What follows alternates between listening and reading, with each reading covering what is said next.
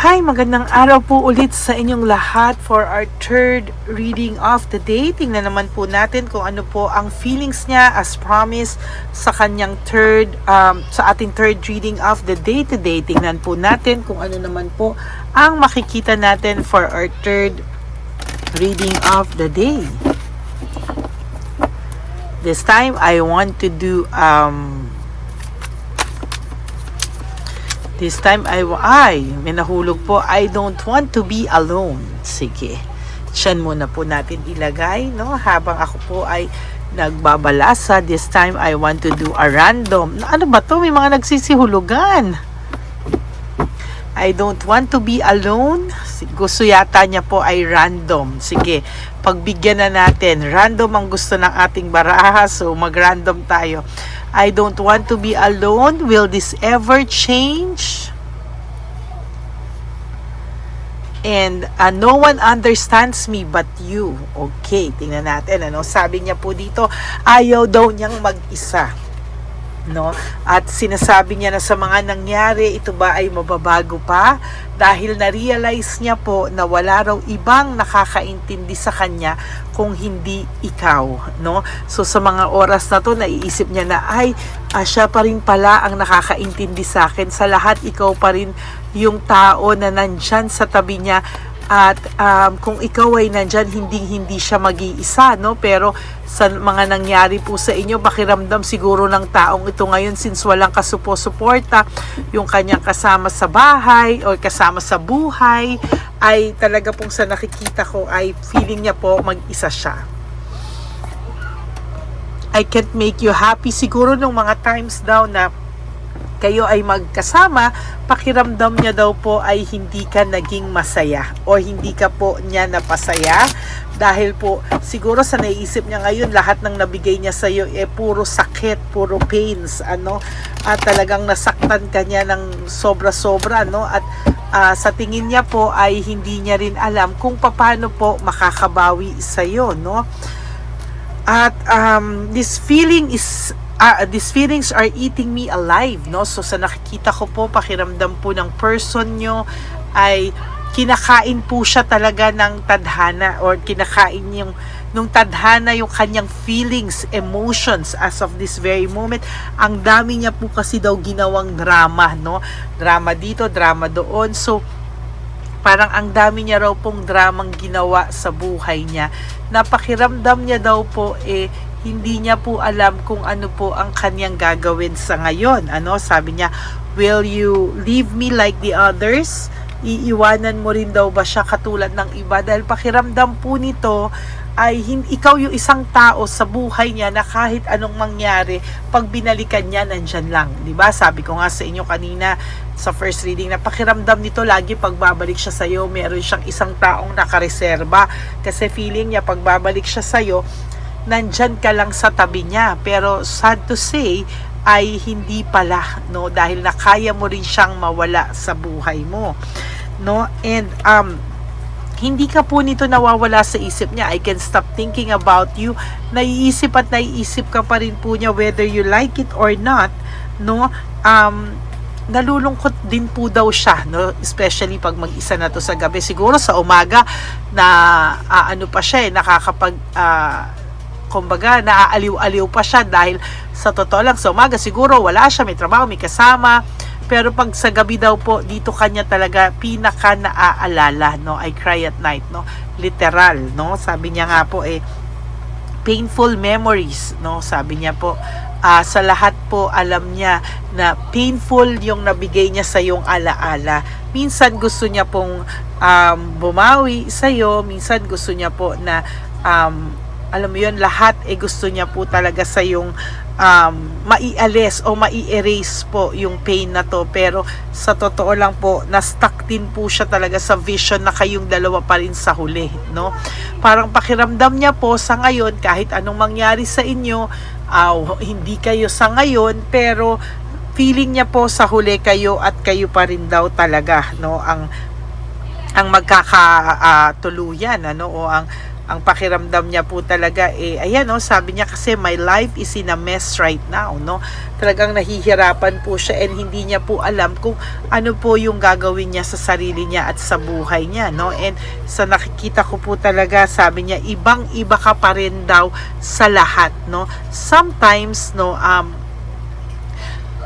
pag marami siyang nakikilala o nakikipagkilala ito or merong tong mga ibang kasama, no, ibang-iba ka pa rin. Palagi ka pa rin niyang nakukumpara sa mga tao sa paligid niya. Kung bakit siya ganyan, may childhood trauma raw ang taong ito or meron itong mga hindi niya sinasadyang masasamang experience na hanggang ngayon po ay dala-dala niya. Na hindi niya rin po masabi sa iyo lahat ng katotohanan. Marami po itong kasinungalingang nagawa sa iyo.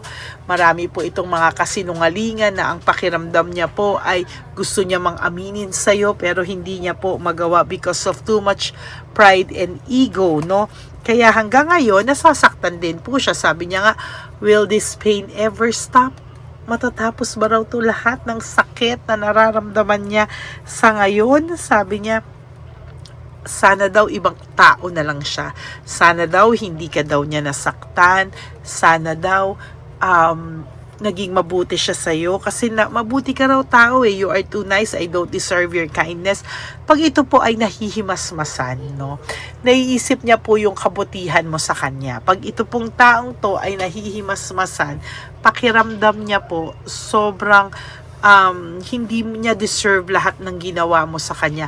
Pero pag ito na naman, ay ayan na naman ang kanyang pride and ego, nako, nagyayabang na naman to, no? Kaya sabi ko nga po sa inyo, itong taong to ay nakakaramdam ng sobrang pagkabagabag, ano, sabi niya nga, I don't know who I am anymore.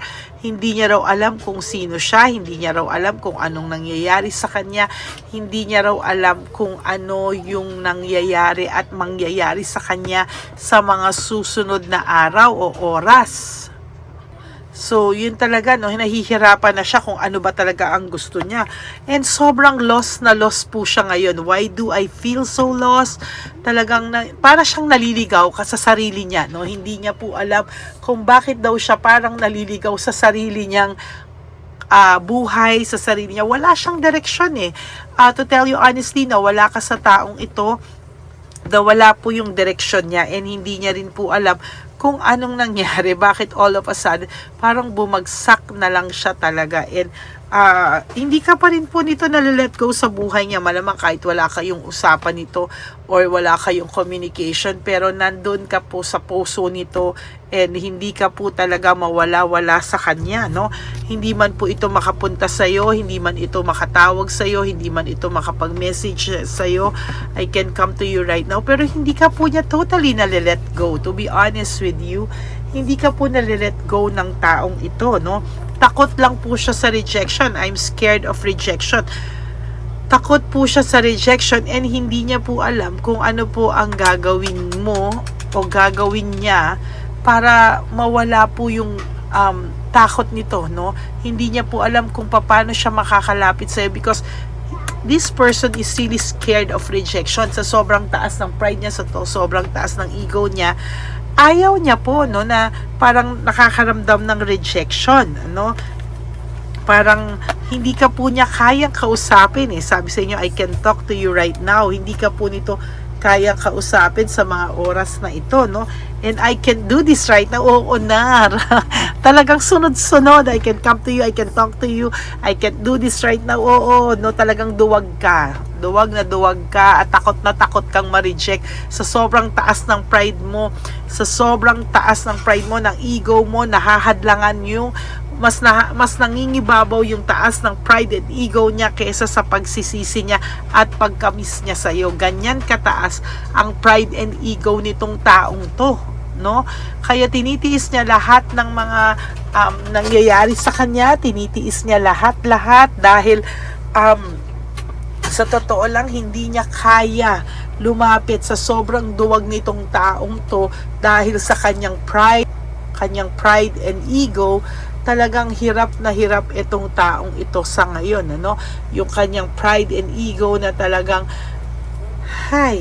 talagang masaklap sa lahat ng masaklap itong taas ng pride and ego niya na talagang sa tutuusin lang, hindi nakakatuwa yung taas ng pride and ego nito kasi sa totoo lang medyo masaklap yung taas ng pride niya. Kahit na sobrang lungkot na siya, hindi niya kinakayang lumapit sa'yo, no? Sabi nga, why do I deserve someone like you? Bakit ba, no? Hindi naman niya talaga deserve ang isang katulad mo dahil napakabait mong tao, no? Ang sabi niya nga, it is all too much, no? Talagang sabi niya, hindi niya kinakaya na iniwanan mo lang siya ng ganun-ganun lang, no? Ang pakiramdam po nitong taong to ay binitawan mo lang siya just like that, no? Parang pag siyang umayaw, pwede. Pero pag ikaw ang umayaw, hindi pwede. Ano yun, ano? Hindi pwedeng ganon, ano? At ang pakiramdam niya po, ikaw ang nang iwan sa ere sa kanya, no? Wow, baliktad na baliktad na baliktad na baliktad. How could you ever forgive the mess I've made?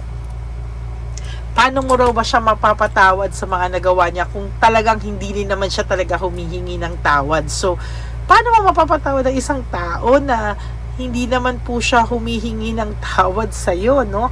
Paano mo mapapatawad ang isang tao na siya mismo hindi niya alam kung paano magpakumbaba, no? At paano, mag-sorry siya pero hindi niya, parang yung minsan yung pagsasorry niya may pagsisisi pa sa iyo, no? Na ikaw ang may kasalanan.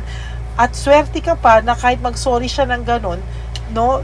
Pero sa huli, wala naman siya sinasabi kung bakit siya sorry, no? So gusto niyang mag-sorry pero sobrang taas ng pride and ego niya, hindi niya maamin lahat sa iyo, no? And then sabi niya, I can promise you anything. Ayaw niya ring lumapit kasi wala rin naman siyang maipapangako sa iyo na more than that, no? Wala rin naman siyang mapapangako sa iyo ng sobra-sobra, no? And alam din naman nila na paano kanila trinato ay mali, no? Alam din nila na yung pagtrato nila sa iyo ay hindi tama. Yung pagtrato nila sa iyo o yung way ng pagtrato nila sa iyo ay maling-mali din naman talaga. Hay, itong taong to nakaka-drain ang kanyang energy. Sa totoo lang, nakaka-drain ang kanyang hay nako. I want out. Siya yung may gustong nung una na umalis, no? Pero ngayon nagsisisi siya at hindi niya daw ma-express yung sarili niya. Bakit, no? Bakit ganito pa rin ang nararamdaman niya? Emotions overwhelm me. Talagang gulong-gulo ang taong ito. Gulong-gulo siya, hindi niya alam kung ano ang kanyang gagawin, and hino-hold niya lang po yung totoong feelings niya sa iyo because of too much pride and ego, no? Aray. Sorry, pero mahal ka niya, mahal ka pa niya, pero dahil sa too much, mas importante pa rin sa kanya ang too much pride and ego niya, at yan ang talagang aray na aray sa kanya, no? Hindi niya alam kung ano yung gagawin niya sa pride and ego niya. Dapat pretuhin mo na lang ang iyong pride and ego. Nakakainis. Kahit nasasaktan siya, dead man, no? Kahit nasasaktan siya, okay lang, basta mapanindigan niya yung kanyang pride and ego. Kahit siya ay lungkot na, ayan po, I feel lonely, ayan, nalulungkot ang person nyo pero mayabang pa din siya. Saan ka po nakakita na nalulungkot na mayabang pa din siya, no? So ang taong ito, wala pong kapupuntahan to kung ganyan. Yan po ang current feelings niya sa ngayon sa'yo. At ako'y naiinis. Talagang mataas talaga pala yung ego and pride nito na ayaw niyang mapahiya, ayaw niyang ma-reject. And hindi pa nga siya nagtatry, natatakot na siya ma-reject at hindi pa siya nagtatry. Ayaw niya na dahil ayaw niya ng feeling na napapahiya o mapapahiya. Aray, ano ba yan? So that is your third reading of the day today, Holy Thursday, no? So ang gaganda po ng readings natin, sana po ay nabibigyan ko kayo ng magandang reading, no? Pasensya na po kayo, ano-ano lang ako dahil ako po ay meditate, nagki-cleansing and sa mga alaga ko. So I hope na naka-resonate pa rin po kayo, and if you do, can you please give me a like and comment down below kung ano po ang gusto nyong ipahiwatig sa akin or sabihin feelings, no? And for those of you who would like to have a private reading with me, you may message me po at Lady Lee Elena. That's Ladyly Elena. Nasa dulo po yan ng ating video. Diyan nyo lang po ako makokontak. That is my only official and legit FB and Messenger account, no? Kung ito ay gusto nyo po sa inyo, no? Tingnan kung ano po ang talagang current feelings, no? Pwede nyo po ako i-message kung gusto nyo pong magpa-private reading. That is Ladyly Elena, Eleyna, at dyan ko po kayo tayo magbe-message sa isa't isa. Okay, at ang mga payo ko naman po sa aking mga ever solid, loyal, and faithful na Lady Elena family, I love you all from the bottom of my heart. At may surprise po akong kakayanin ko pa po na mag-live mamaya for our 4th reading of the day. I will do so, no? Basta sana po hindi lang din ako mapagod at ma-drain sa cleansing ko sa mga alaga natin. But, I will really try my best na makapagbigay pa po sa inyo ng another set of reading na live, no? And tingnan po natin kung kakayanin. Pero ngayon, at least I have 3 readings already for you. And I hope na naka-resonate po kayo sa lahat ng yan. Okay? And ang lagi ko naman pong payo sa aking mga ever solid, loyal, and faithful na Lady Elena family is that I love you all from the bottom of my heart. Mahal na mahal ko po kayong lahat, my Lady Elena family. And when you wake up each day, you do 3 things that will make you happy for the day. Prioritize yourself, make yourself happy. Ayan, patawarin nyo ang inyong mga kasalanan sa sarili nyo. And always choose to love yourself because self-love is still the best love of all. And you have to realize that life is so short. Don't make it shorter by stressing yourself from all the pains and heartaches na binigay sa inyo ng kahapon. Just surrender everything to the divine universe and just let go and let God write your life and love story. Ako po ay magbabalik for another set of reading. Huwag po kayong malulungkot. Ako po ay magbabalik for another set of reading for our 4th reading of the day. May this be a reading like this or a 4th reading na live. Tingnan po natin. Pero ang surprise ko lang po sa inyo, I promise to have a 4th reading for Holy Thursday today. Okay? God bless you all and I love you all from the bottom of my heart. Bye!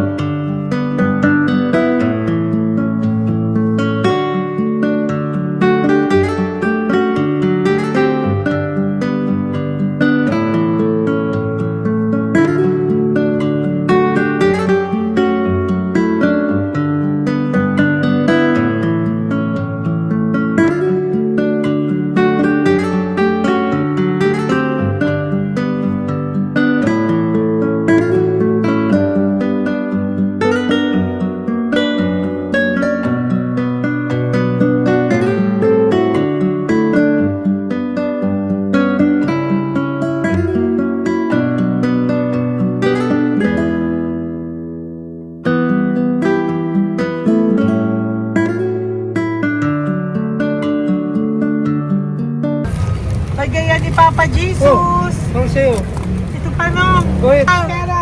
Wala na, that's it? Ito po, pera. Ito pa pera, oh. Bigayan ni Papa Jesus. Kain mo yan, ha? Jesus yan. Wala ka ng pera dyan, ha? Okay lang kami, okay lang kami. Para sa iyo yan, para sa iyo. Naman yan ang isip niya. Pagkain mo yan, ha? Saan ka pa? Bye-bye! Yung pagkain mo kunin. Nga po ito. Bakit? Lagay mo lang po dito. Pati po. Taga po, may bibigay lang po kami sa'yo. Bigay po ni Papa Jesus. Yan, para po sa'yo yan. Ingat po.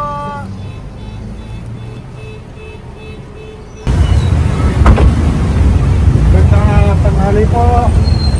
May bigay po si Papa Jesus sa inyo. Salamat po. Salamat po. Ito po.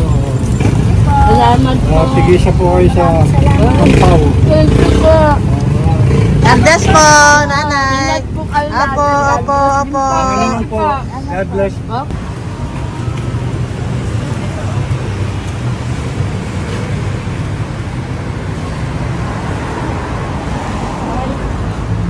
Bigay po ni Papa Jesus sa inyo.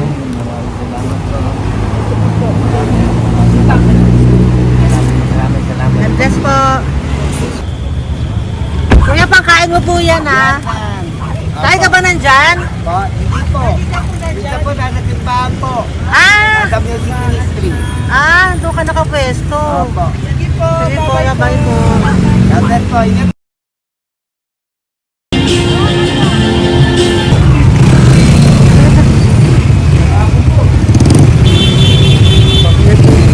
Papa Jesus.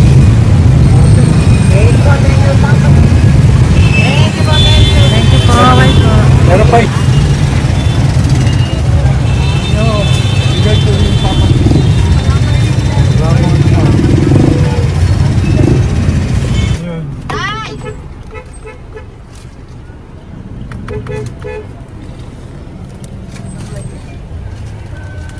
Yun. Tay, para sa'yo po, bigay po ni Papa Jesus. Papa Jesus, eh. Tay, bye-bye. God bless po, God bless.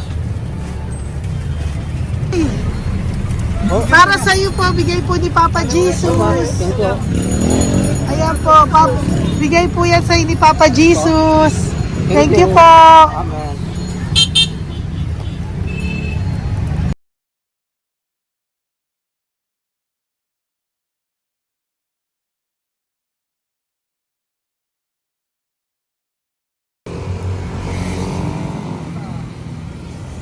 Bigay ni Papa Jesus. Kaya pagkain ato po, ha? Madami mong aso, kuya. Alaga mo lahat yan. O, nagkait. Hindi, sa isya na sa iba. Kalagala. Ay, talaga? Salamat po. Kalagala po. E, paano pagkain yan, kuya? Saan mo kinukuha? Salamat tambay ko. Lahat. Ang dami. Ang dami niya pong aso. Ito, Oy, ang daming aso ni kuya. Sais. May nagbibigay sa inyong pagkain. Nangangalakal ako. Okay po. Tapos, Hayaan mo kuya, pag nadaan ako, bibigyan kita ng dog food dito, ha? oo. Dito ka lang ba lagi? Oo, dito ako nagtutulog. Okay po, sige. Okay po. Marami din akong aso sa bahay, eh. Salamat po. Okay po. Isa. Kuya, pangkain mo yan, kuya.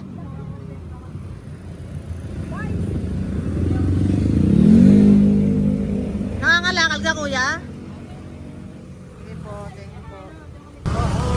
Maraming salamat, ma'am. May pagkain ka, nanay. Sa hirap ng buhay ngayon. Ba't nandito ka, nay? Tagasan ka ba? Yung arthritis ang sakit ko eh. Tagasan ka ba, nay? Sa plado eh. Sa Pladway. Oo. Okay po.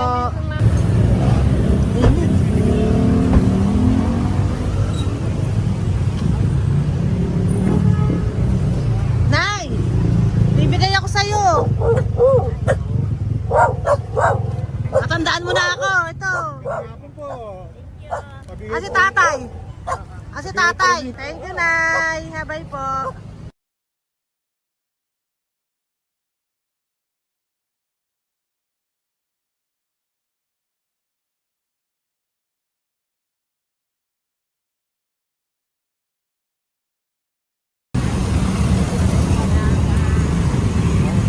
God bless, Tay. Thank you po. Pabigay po. Ay, bigay po ni Papa Jesus. Salamat po.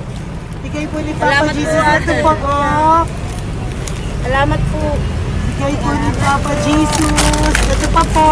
Salamat po, tay. Salamat po, tita. Bye-bye po. Maraming po salamat. Kayo, ate. Opo, ingat po kayo. Taga saan po kayo? Taga Tayabas, Quezon po kami. Mga aita po kami sa Quezon, mga katutubo. Sige, ingat po. God bless.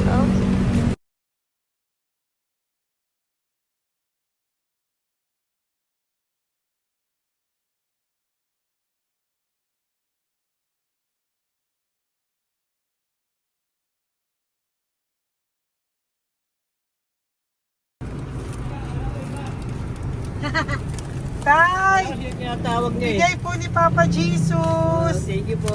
Ayan po. Sobrang Ang sipag mo naman, tay. sipag niyo naman po. Kanina po kasi, taglagas ngayon, taglagas.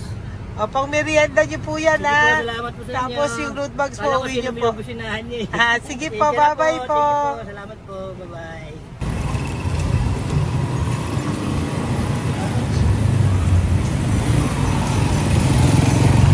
Brother! Basta, mabigay ni Papa Jesus. Ang sa'yo. Ang kaya mo yan, ba't hindi ka makatayo? Na ano ka? Okay. Sige, bye-bye. Hello po. Tama. Para sa inyo po, bigay ni Papa Jesus. Thank you very much. Sige po, bye-bye po. God bless you. Tay, magandang hapon po. Bigay po ni Papa Jesus. Ito pa po, Tay. Para sa inyo po. Bye-bye po.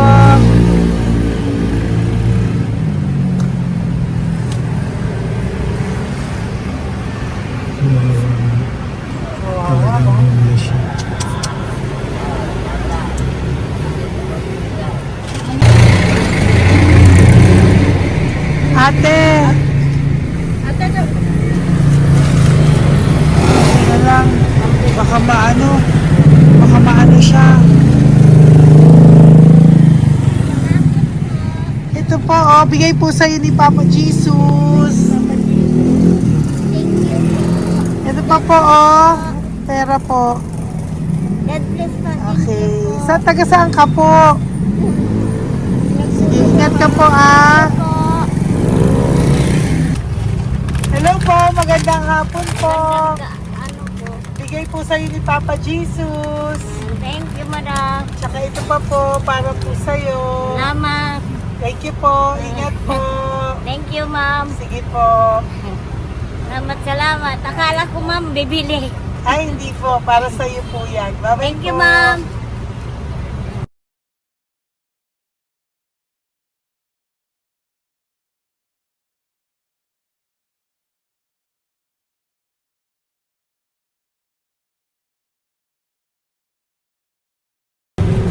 Tay, Hirap na hirap. bibigay po ako ng gusto. Hirap na hirap Dito siya. po tayo, dito sa kabila. Hindi mo siya lies pa yan. Kawawa naman. Tay, magandang araw po. Oh, Lord. Bigay po ni Papa Jesus. Ito po, ano yung pandagdag po. Dagdag po. Bigay po ni Papa Jesus. Thank you po. Thank you po, Kawawa tay. naman. Diyos ko, hindi na siya makaano ko. Ano? Tapos, may tataligin lahat. Ano kami yun, narinig ko lang. Siyempre, ang bigat niyan.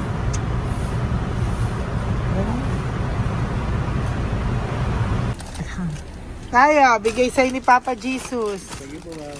Ay, yung palinis po, ma'am. Hindi na po, okay na Thank you po. po. Ito po. Thank you po. ma'am. Thank you, sir.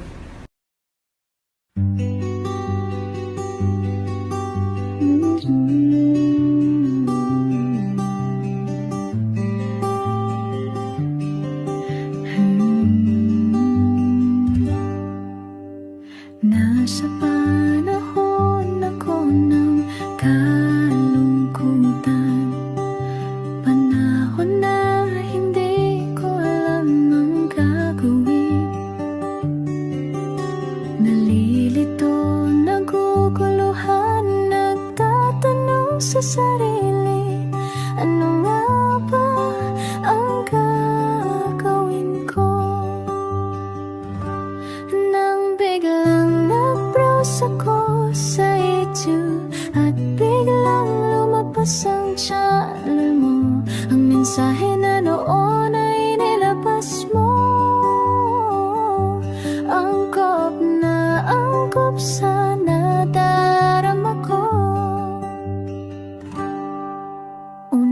beses lang dumaan ang channel mo sa browser ko. Hindi ako nagdalawang isip na hanapin ang Facebook account mo at mag-message sa'yo. Agad ka naman sumagot sa mensahe ko. Hindi ko alam ang damdamin noon dahil parang may sumungaw sa aking pag-asa. Nang kaliwanagan sa dilim ng gabi, dumating ka, ikaw ang sagot sa panalangin. Salamat dumating ka at nakilala kita, Madam Elena. Nabago mo ang pananaw ko. Noon ay malabo, ngunit ngayon ay may linaw na tinatahak. Salamat sa Diyos, ikaw isang anghel.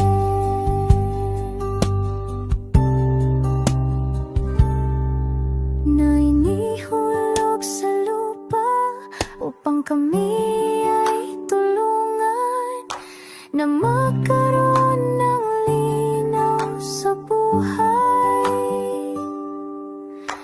Pinadaan sa'yo ang mensahe na nais iparating ng ating lumikha. Salamat sa buhay.